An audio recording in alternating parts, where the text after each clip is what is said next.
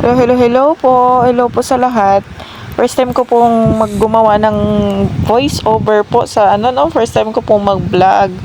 Kaya pasensyahan niyo na po yung aking vlog dahil tinatry ko pa lang po ito. So, for today's video po pala ay kami ay gusto ko pong i-share sa inyo at ipakita sa inyo ang napakagandang tanawin po dito sa lugar namin. Ito po ay matatagpuan sa Happy Go Mall sa Valenzuela po ito. Ito po ay nasa 4th floor.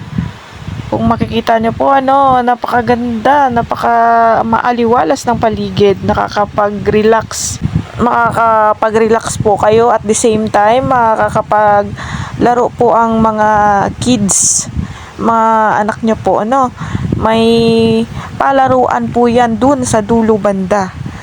At kung makikita nyo po ang aking pangalawang baby, ayan, nagmodel-model po siya. Napakagandang bata yan, mana sa ina. Charis!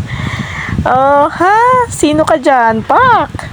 Oh, ha? Ganon. Okay. Ayan po, oh. Napakagandang view po dito. Dahil birthday po ng panganay ko ay nilabas ko po sila. At para po makatipid, dahil low budget po tayo ngayong araw na yan, ay ginala ko lang po sila dyan sa may playground. Nakakapaglaro na sila, nakakapag-relax pa ang isip namin. Kasi napakagandang tanawin po yung makikita mo. Ayan, nasa 4th floor po yan. Kaya kung makikita nyo po, kita ang buong Camellia Homes po yan. Ayan, ang Valenzuela City makikita mo po.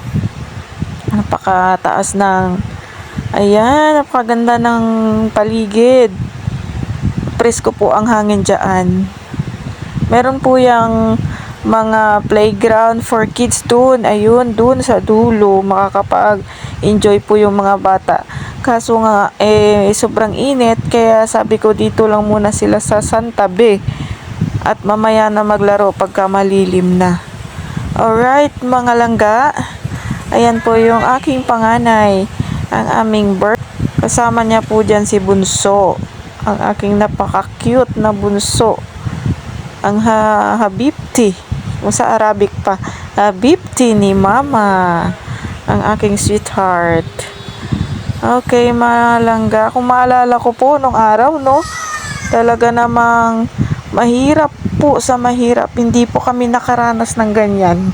Kaya ngayon na medyo nakaluwag-luwag ng konti, ay iparanas natin sa mga anak natin ang mga bagay na hindi naranasan natin noon.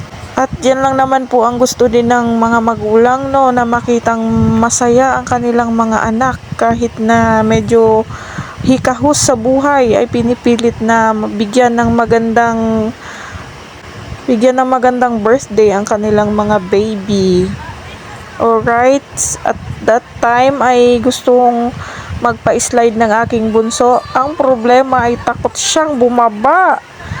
Ako gusto kong bumaba para mahawakan ko siya dyan sa baba. Kaso talaga namang ayaw.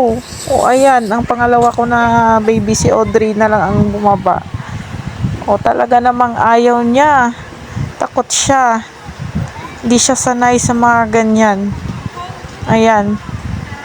Kaya sabi ko na lang sa aking kay Audrey na hawakan na lang yung cellphone at si ate na ang mag-alalay sa kapatid niya.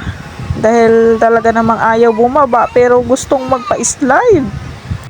Sabi ko nga, kami nga nung araw nasa dayami ng palayan lang naglalaro.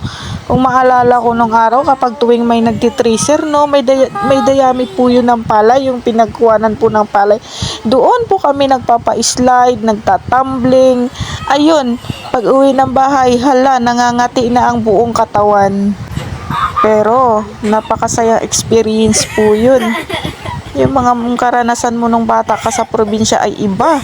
Kaysa sa mga bata dito sa Maynila, Ang mga bata dito sa Maynila ay talaga namang puro gadget na ang hawak, maghapon, magdamag. Hindi na pinapawisan.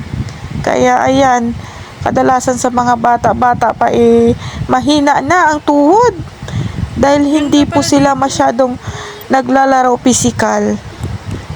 Hindi katulad sa amin nung araw na talaga namang tumbang preso, lokso tinik, loksong baka, hala, sige, takbuhan ng takbuhan dun sa palayan.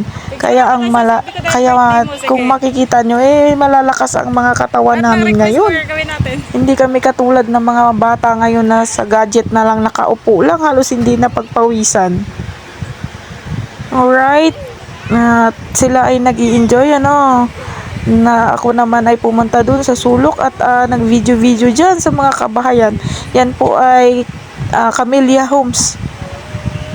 Ayan, kung makikita nyo po yung buong subdivision na yan. Napakaganda dyan sa taas, mga langga.